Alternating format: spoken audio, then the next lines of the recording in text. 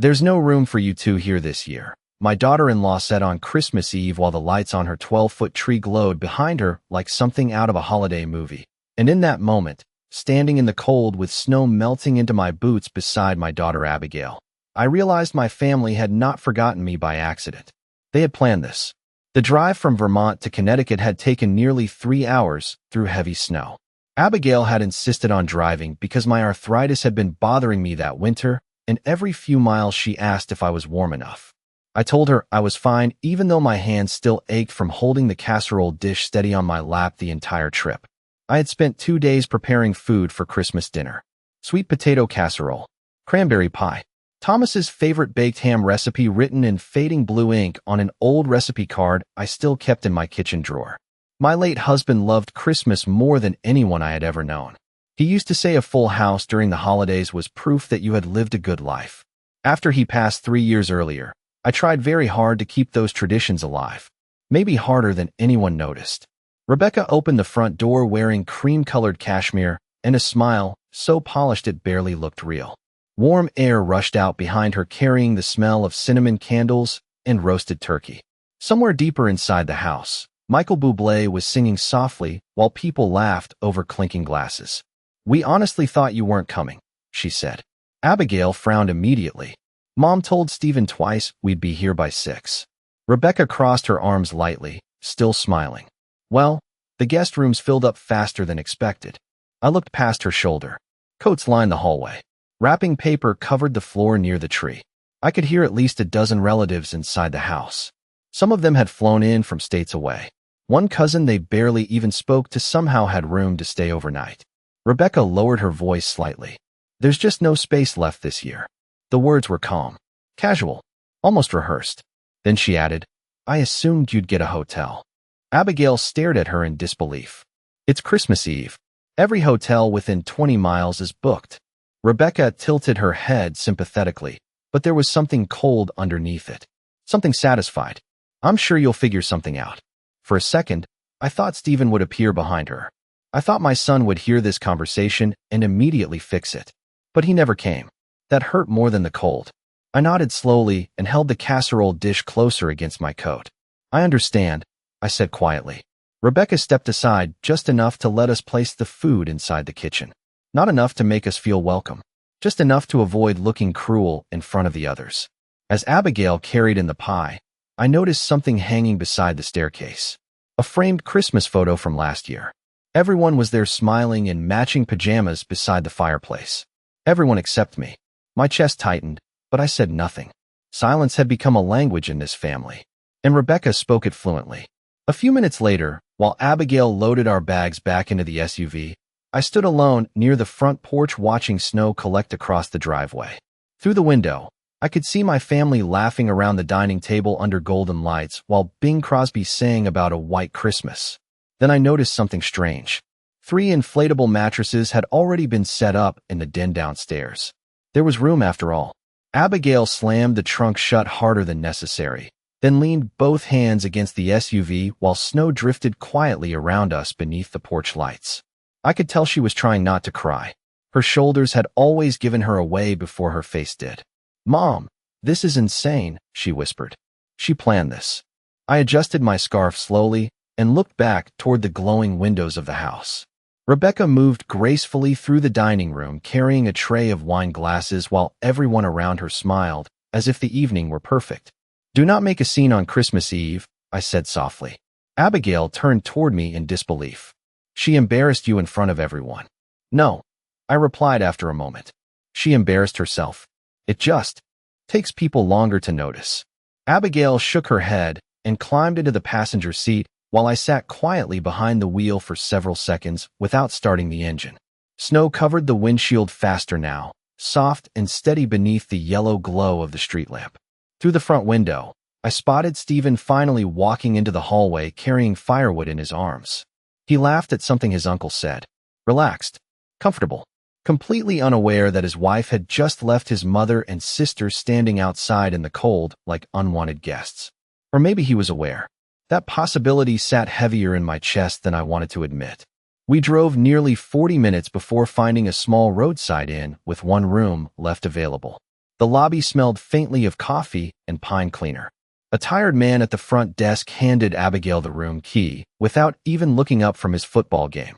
Room 214. 2 queen beds. No holiday decorations except a plastic wreath taped crookedly beside the elevator. Somehow it felt more honest than Stephen's house. Abigail dropped onto the edge of the bed and stared at the carpet. I should have said something to him, she murmured. I removed my coat carefully and hung it over the chair near the heater. Your brother already knows, I said. Men do not stay silent by accident. The room became very quiet after that. Outside, headlights slid across the curtains from passing cars on the highway. Somewhere down the hall, a child laughed before a door clicked shut. Abigail finally looked up at me. When did things get this bad? I sat down slowly beside the window and watched snow gather along the motel sign outside. The answer came to me immediately. It had not happened all at once. It happened in tiny pieces over years. Missed invitations. Family photos posted online after gatherings I never heard about. Thanksgiving dinners suddenly moved to restaurants an hour away, without anyone telling me until the night before. Rebecca had never pushed me out directly. That would have been too obvious. Instead, she erased me carefully, quietly, like someone removing old ornaments from a Christmas tree one at a time and hoping nobody noticed the branches growing bare. I barely slept that night. The heater inside the motel room clicked loudly every few minutes, and each time it turned on, Abigail shifted beneath the blankets on the other bed without fully waking up. Around 3 in the morning, I gave up trying to rest and sat beside the window with a paper cup of weak coffee from the lobby downstairs. Snow covered the parking lot in a smooth white layer untouched except for tire tracks near the highway. Everything looked peaceful from far away. Christmas often does. That was the strange thing about families like ours. The damage rarely happened loudly. It happened quietly over time until one day you looked around and realized there was no place left for you at your own table. I thought about the first Christmas after Thomas died. Stephen and Rebecca had hosted dinner that year too. Rebecca insisted on using all new decorations because she said the old ornaments looked outdated. I remember arriving with 3 boxes of handmade decorations Thomas and I had collected over nearly 40 years together. Small glass angels from Pennsylvania. Wooden ornaments carved during a trip to Vermont. A tiny silver sled Thomas bought the year Stephen was born. Rebecca smiled politely and told me she was going for a cleaner aesthetic that year. The boxes stayed unopened in my trunk until January. At the time, I convinced myself it was not personal. Then there was Sophie's 8th birthday party 2 years later. I only found out because Abigail saw pictures online afterward. Everyone had been there. Pizza, balloons, matching shirts. Even Rebecca's cousins from Boston attended. When I asked Stephen why nobody told me, he looked uncomfortable and said there had been confusion with the invitations. Rebecca immediately blamed the event planner. There was always a reason. Always something small enough to sound believable. That was her talent. She never slammed doors in my face. She simply stopped opening them. Around 7 in the morning, Abigail finally sat up and rubbed her eyes. You are awake already? She asked quietly. I handed her the second cup of coffee. Could not sleep. She stared out the window for a moment before speaking again. Do you think Dad would have allowed this? The question settled heavily between us. Thomas had been gone 3 years, but his presence still lived inside every family holiday. He used to fill rooms without trying. Warm laugh, strong voice.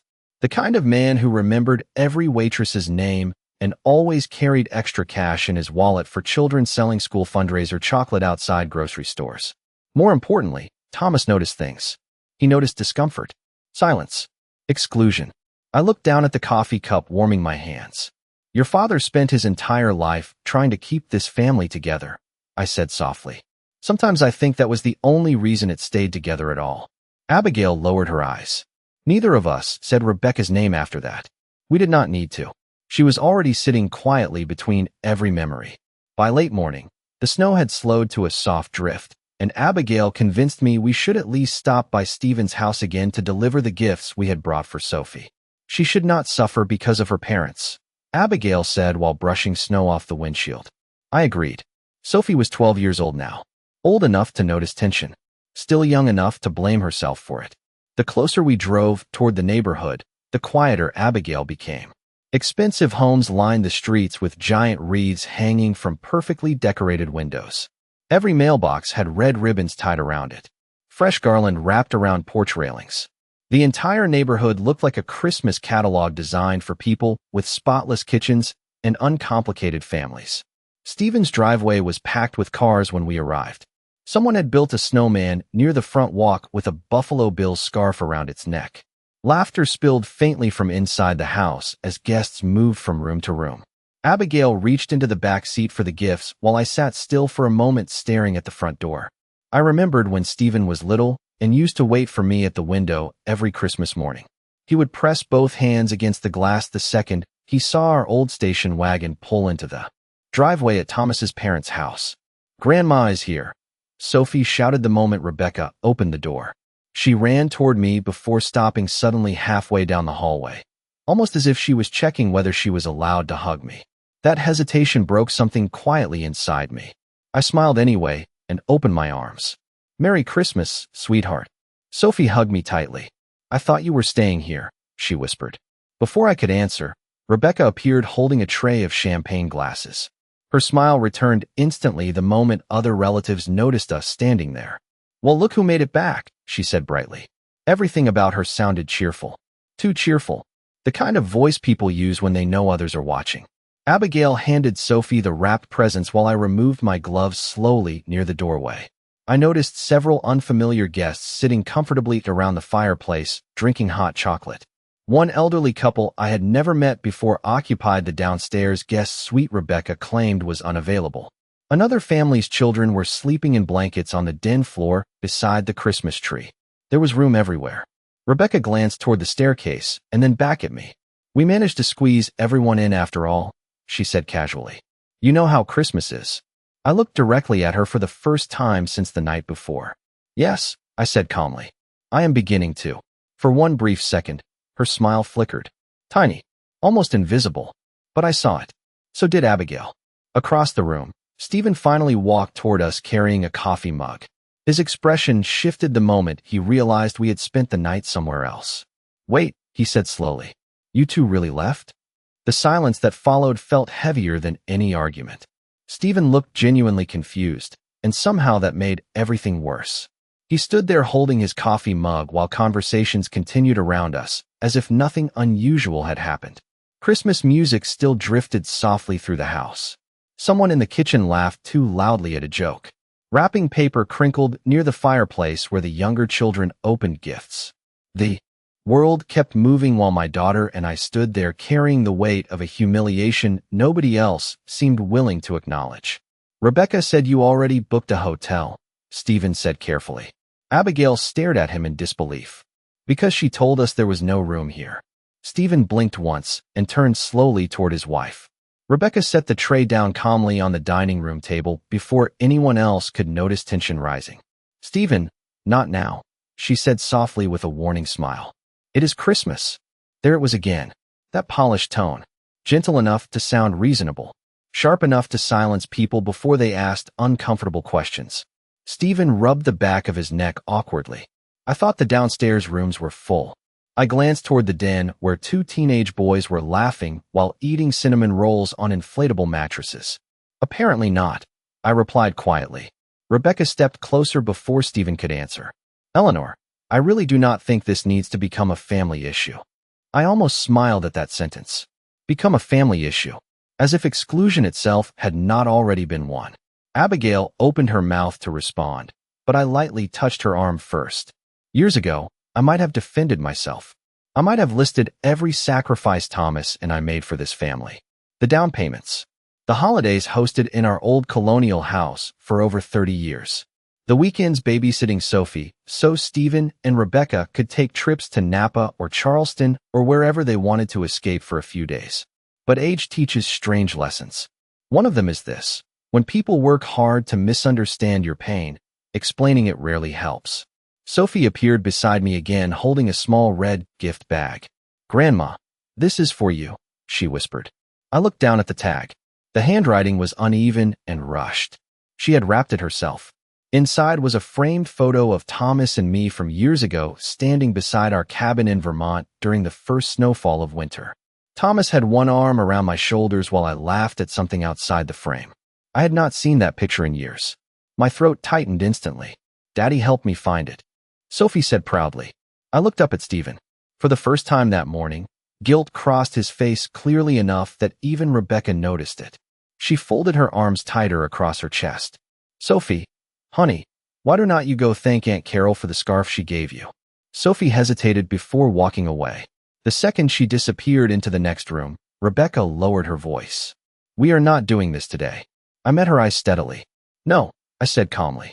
I think this started long before today. The tension around us spread quietly through the room after that. Conversations softened. People avoided eye contact the way families often do when they sense something uncomfortable beneath the surface, but hope politeness will bury it before dinner. Rebecca recovered first, of course. She always did. Within minutes, she was back near the kitchen island refilling wine glasses and complimenting someone's pecan pie as if nothing had happened. Watching her move through the house was like watching someone perform on stage. Every smile measured, every laugh carefully timed. I suddenly realized how exhausting it must be to spend your life controlling every impression people have of you.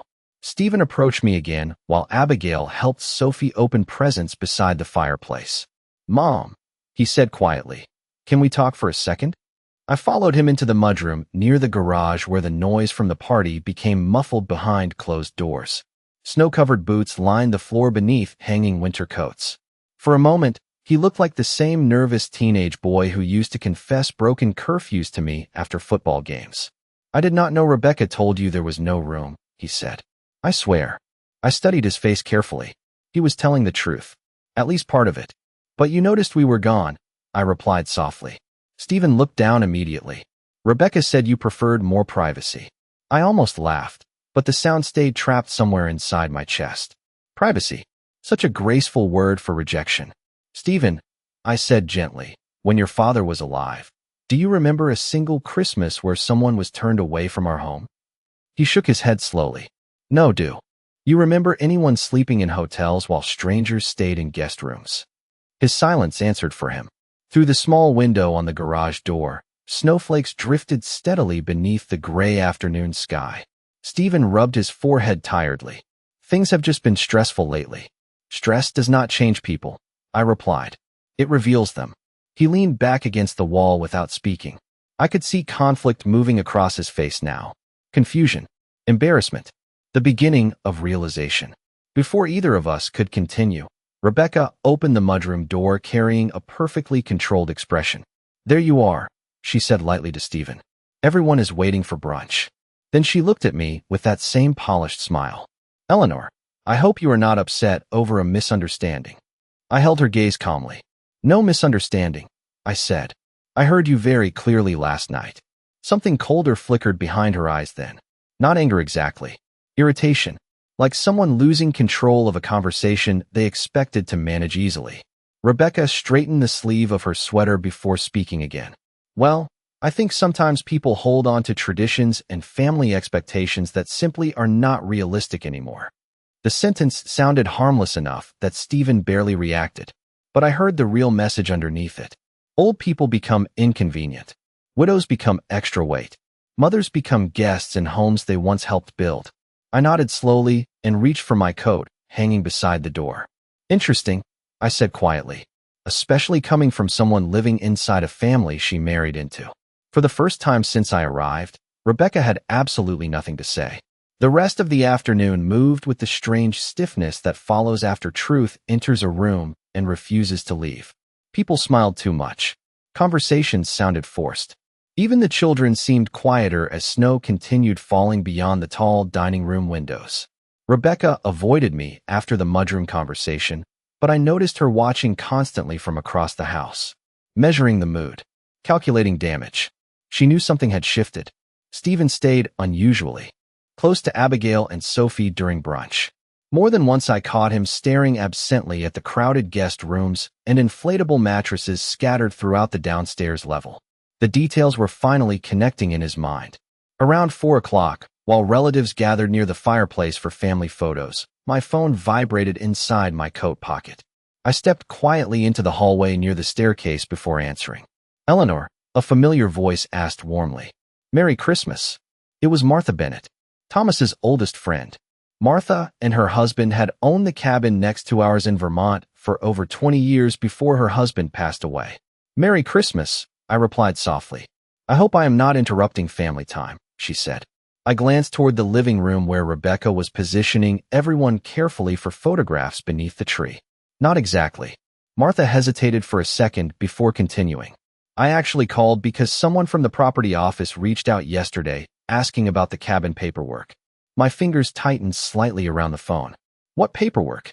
"Apparently Stephen and Rebecca have been discussing listing the property after New Year's." For a moment, the hallway seemed strangely silent around me. "Listing the cabin?" I repeated quietly. "That is impossible." "That is what I thought," Martha replied. "Thomas made it very clear years ago that the cabin belonged to you." I slowly leaned against the wall beside the staircase. Down the hall, Sophie laughed at something Abigail whispered while camera flashes flickered near the Christmas tree. Everything looked warm and normal from a distance. "Martha," I said carefully, "Stephen believes the cabin is part of the family estate." "Then nobody ever showed him the final paperwork," she answered. "Thomas transferred full ownership directly to you almost 6 years ago." My heartbeat slowed instead of quickened. Strange calm settled over me piece by piece. Suddenly, several moments from the past returned with sharp clarity. Thomas insisting we update legal documents after his first heart scare. Thomas spending hours inside his office with folders spread across the desk. Thomas once telling me quietly, "Some people only value family once property becomes involved." At the time I thought he was worrying unnecessarily. Now I wondered what he had already noticed long before I did. "There is something else," Martha added carefully. "The trust attorney mentioned Rebecca has been pushing very hard to sell quickly. Apparently they have financial pressure I do not think Stephen fully understands." I closed my eyes briefly. The Christmas music from the living room drifted faintly into the hallway.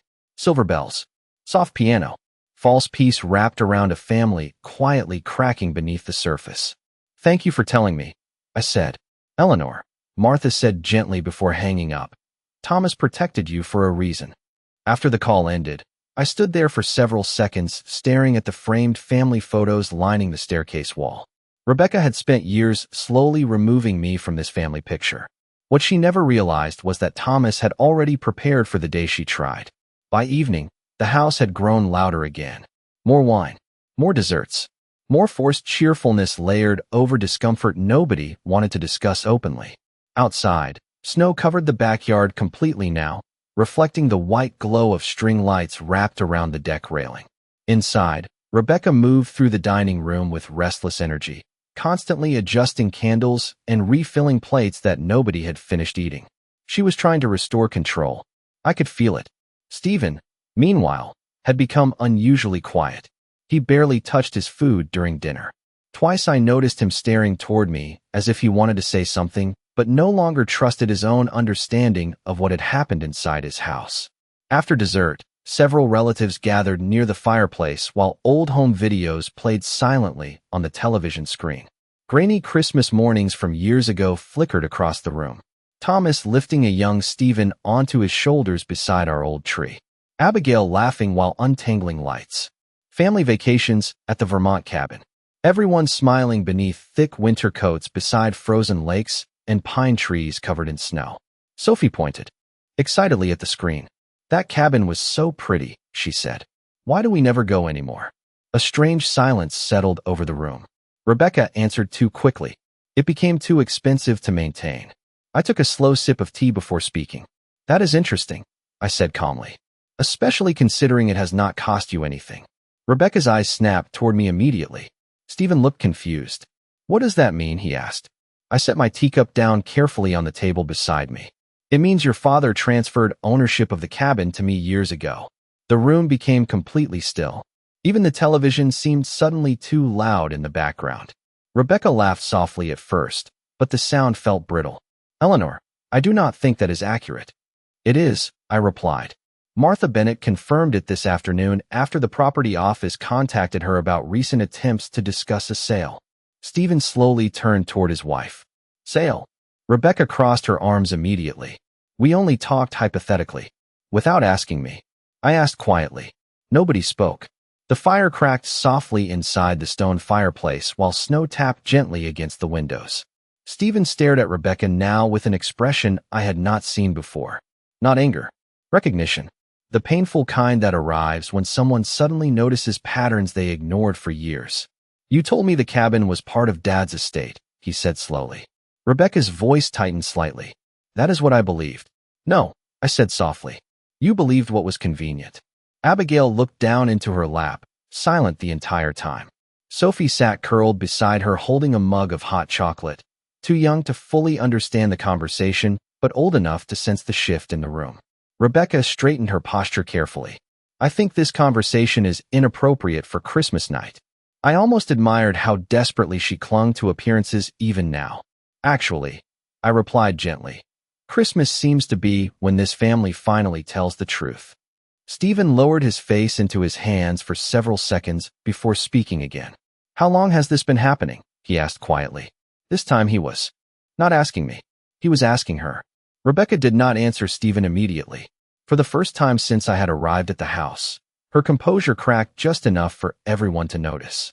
She looked around the room carefully, almost searching for support, but people suddenly became very interested in their coffee cups and dessert plates. Nobody wanted to stand inside the middle of another family's truth once it finally surfaced. Stephen lifted his head slowly. How long? He repeated. Rebecca exhaled sharply through her nose before speaking. I was trying to protect this family financially. The sentence landed heavily in the room because it sounded prepared, rehearsed, like something she had already told herself many times. By pushing my mother out of it, Stephen asked quietly. Rebecca folded her arms tighter. That is not fair. Abigail finally spoke after staying silent most of the evening. Actually, it is exactly fair. Everyone turned toward her. I could see years of restraint sitting behind her eyes now. You made my mother feel unwanted every single holiday. Abigail continued calmly. You just did it politely enough that nobody called it cruel. Rebecca stared at her in disbelief. I have spent years hosting this family. Hosting? Abigail repeated softly. You erased people one dinner at a time. The room fell silent again. Sophie lowered her eyes into her mug while Stephen looked physically exhausted, like someone replaying years of memories through an entirely different lens. Then something unexpected happened. Aunt Carol cleared her throat quietly from the couch near the fireplace. I always wondered why Eleanor stopped coming to Thanksgiving, she admitted carefully. Another relative nodded slowly. And the family photos, someone else murmured. I noticed that too.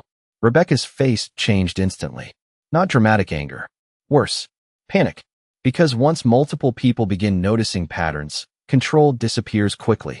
This is ridiculous, she snapped softly. Everybody is acting like I committed some terrible crime because of sleeping arrangements. I looked at her steadily across the room. No, I said gently. People are reacting because kindness should not feel conditional. Snow continued falling outside while the fire burned lower beside the tree. The house suddenly looked different to me now. Smaller somehow. The expensive decorations no longer impressed me. Neither did the polished silver serving trays or perfectly coordinated ornaments. For years I thought family meant enduring discomfort quietly to keep peace alive for everyone else. Thomas understood something I did not. Peace built on humiliation is not peace at all. Stephen stood up slowly and walked toward the hallway without speaking. Rebecca called after him once, but he kept walking until his footsteps disappeared upstairs. Sophie quietly moved beside Abigail on the couch. Children always know where warmth actually lives.